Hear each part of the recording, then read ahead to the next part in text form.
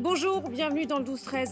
En France, plus de 4 millions de personnes souffrent d'asthme à l'occasion de la journée mondiale qui est consacrée. Aujourd'hui, nous avons rencontré une femme atteinte par cette maladie respiratoire et elle, comme beaucoup d'autres, réclame le droit à bénéficier du sport sur ordonnance. Marie-Pierre Samitier et Simon Ricotier.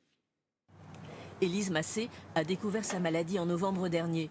Une intolérance aux anti-inflammatoires a provoqué une grave crise d'asthme. Son médecin la suit régulièrement et lui conseille de l'activité physique. Du sport, elle en fait chaque jour en se rendant au travail à vélo.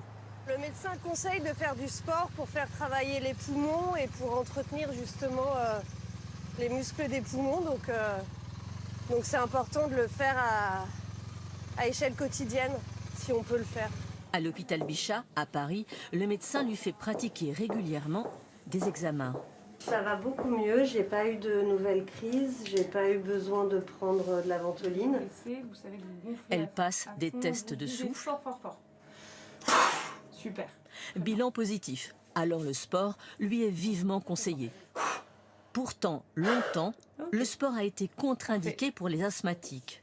De plus en plus, et notamment avec des données scientifiques, on se rend compte qu'en fait le sport est bénéfique dans l'asthme, si tant est, comme pour Madame Massé, que la situation soit contrôlée.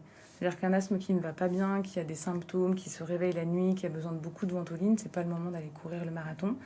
En revanche, l'objectif du traitement de fond de l'asthme, c'est de faire en sorte que notre qualité de vie soit la même que celle des sujets non asthmatiques. Les dernières études scientifiques démontrent les bienfaits du sport pour les malades lorsque l'asthme est contrôlé.